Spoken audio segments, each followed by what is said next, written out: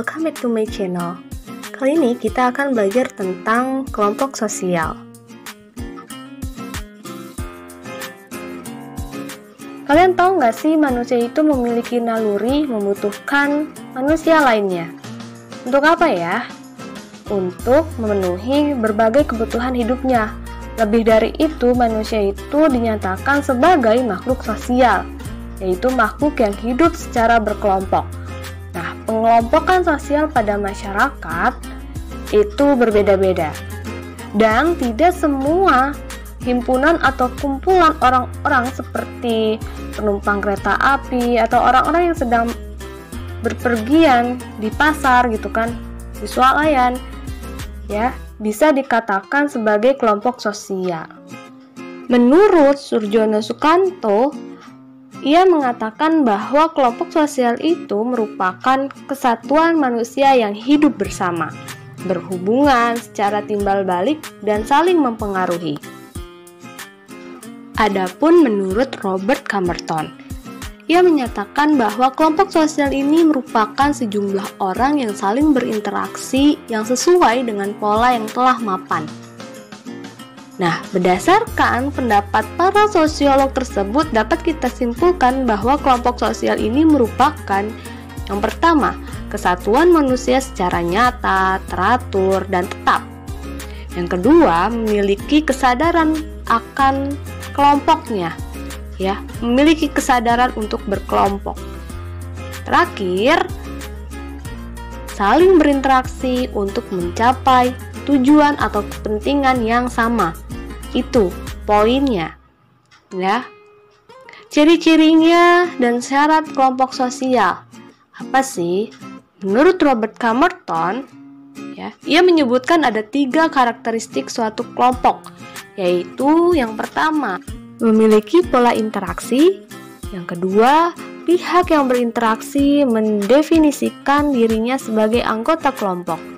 Yang ketiga, pihak yang berinteraksi didefinisikan oleh orang lain sebagai anggota kelompok. Selanjutnya, ada pun ciri-ciri kelompok sosial menurut Surjono Sukanto. Yang pertama, merupakan kesatuan yang nyata dan dapat dibedakan dari kesatuan manusia lainnya. Yang kedua, memiliki struktur sosial dan pembagian tugas antar anggotanya, di mana individu-individu yang menjadi anggotanya melaksanakan status dan peranan sosialnya. Selanjutnya yang ketiga, setiap anggota kelompok sosialnya saling berinteraksi dan berkomunikasi sesuai dengan sistem nilai dan norma sosial yang telah disepakati bersama. Keempat, memiliki kepentingan bersama dan norma-norma yang tegas sebagai pedoman bertingkah laku. Selanjutnya yang kelima, itu adanya interaksi dan komunikasi di antara para anggotanya.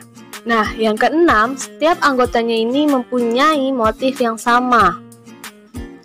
Teman-teman, berdasarkan ciri-ciri yang disebutkan tadi, maka dalam pembentukan kelompok sosial itu harus memenuhi syarat-syarat sebagai berikut. Yang pertama itu, setiap anggota kelompok atau antara anggota yang satu dengan yang lain ini harus memiliki hubungan timbal balik di antara mereka.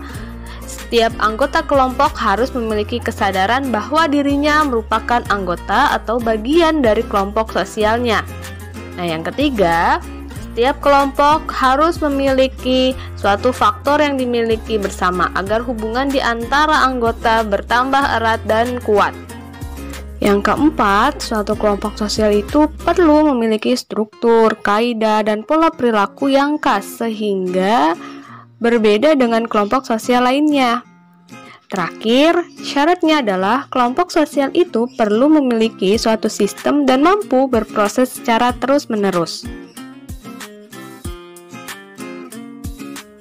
Nah, teman-teman, selanjutnya di dalam suatu kelompok sosial pasti terdapat interaksi dan kontak sosial. Interaksi dan kontak sosial ini terjadi baik itu antar individu maupun antar kelompok sosial didasari oleh adanya kepentingan yang sama, yaitu untuk memenuhi berbagai kebutuhan hidupnya. Bisa saja setiap kebutuhan hidup diupayakan secara individual, tetapi hasilnya kurang produktif. Itulah sebabnya manusia akan berupaya membentuk suatu kelompok sosial. Kelompok sosial yang ada di masyarakat tidak terbentuk dengan sendirinya, Ada beberapa faktor yang mendasari. Faktor tersebut diantaranya yang pertama adanya faktor keturunan, yang kedua faktor daerah asal, yang ketiga faktor geografis, selanjutnya ada faktor kepentingan, faktor keagamaan, dan faktor ideologi kenegaraan. Faktor keturunan, di mana di sini dilihat ada keturunan yang sama, merupakan tali persaudaraan dan persatuan kelompok sosial yang sangat erat. Lebih-lebih apabila mereka berada di daerah atau di negeri lain. Identitas kelompok sosialnya akan semakin tampak atau terlihat. Solidaritas kelompok sosialnya akan semakin bertambah kokoh. Kesetiakawanan sosialnya pun akan bertambah besar. Contohnya kelompok-kelompok etnis yang berada di kota-kota besar di Indonesia seperti kelompok etnis keturunan Arab dan Tionghoa di Indonesia. Yang kedua tadi ada faktor daerah asal, di mana faktor daerah asal ini erat sekali kaitannya dengan para perantau yang berada di kota besar seperti Jakarta, Bogor, Surabaya, dan Medan. Kelompok perantau ini banyak memiliki identitas kesukubangsaan seperti budaya yang sama, bahasa yang sama, adat istiadat yang sama, dan rasa senasib penanggungan yang sama. Mula-mula mereka membentuk kelompok yang kecil seperti kelompok arisan, kelompok pedagang, yang kemudian ditambah dengan faktor primordialisme dan etnosentrisme. Akhirnya mereka membentuk kelompok sosial yang nyata, contohnya adanya Ikatan Mahasiswa Jawa Barat, Keluarga Besar Minangkabau, dan lain sebagainya. Di luar kelompok perantau, akhir-akhir ini muncul kelompok-kelompok sosial yang justru berasal dari penduduk asli masyarakat setempat. Tengah-tengah gegap gempitanya masyarakat majemuk atau multikultural yang terdapat di kota-kota besar, muncullah kelompok-kelompok sosial yang merasa khawatir terpinggirkan. Contohnya itu kelompok-kelompok sosial Betawi, ya, kalau yang di Jakarta. Tuh. Nah, selanjutnya ada faktor geografis, di mana di sini faktor geografis itu dilihat dari lingkungan alam, terutama yang arealnya relatif terbatas, menyebabkan terjadinya kontak dan komunikasi sosial yang sama di antara anggota-anggota masyarakatnya. Kontak dan komunikasi sosial itu terutama dalam upaya pemenuhan kebutuhan hidup di bidang ekonomi.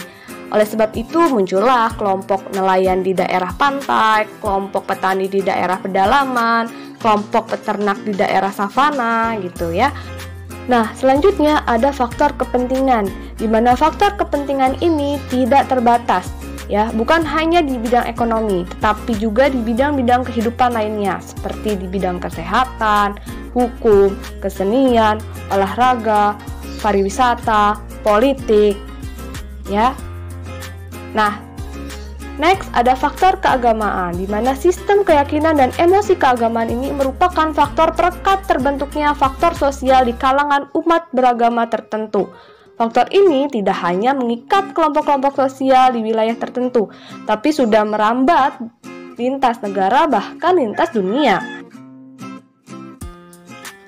Di Indonesia, sebagai negara yang religius, kelompok sosial keagamaan ini tumbuh subur. Masing-masing umat membentuk kelompok sosialnya tanpa terjadi singgungan atau gesekan yang serius. Masing-masing umat beragama membentuk organisasi keagamaannya sebagai wadah kegiatan keagamaan mereka. Dan setiap organisasi keagamaan ini terbagi lagi dalam kelompok-kelompok sosial yang lebih kecil sebagai suborganisasi atau sekte keagamaan. Faktor ideologi kenegaraan selanjutnya. Di Indonesia, di negara demokratis ini, ya seperti yang dicita-citakan bangsa Indonesia sekarang, ideologi kenegaraan dilakukan melalui partai-partai politik. Partai politik merupakan salah satu bentuk kelompok sosial sebagai sarana warga negara menyalurkan aspirasi ideologi kenegaraannya. Nah, setelah reformasi berlangsung menjelang akhir abad ke-20, para elit politik ini banyak membentuk partai politik. Nah, teman-teman, kita akhiri video kali ini tentang pelajaran kelompok sosial. Semoga ilmunya bermanfaat. Stay tune terus video-video selanjutnya. Jangan lupa subscribe.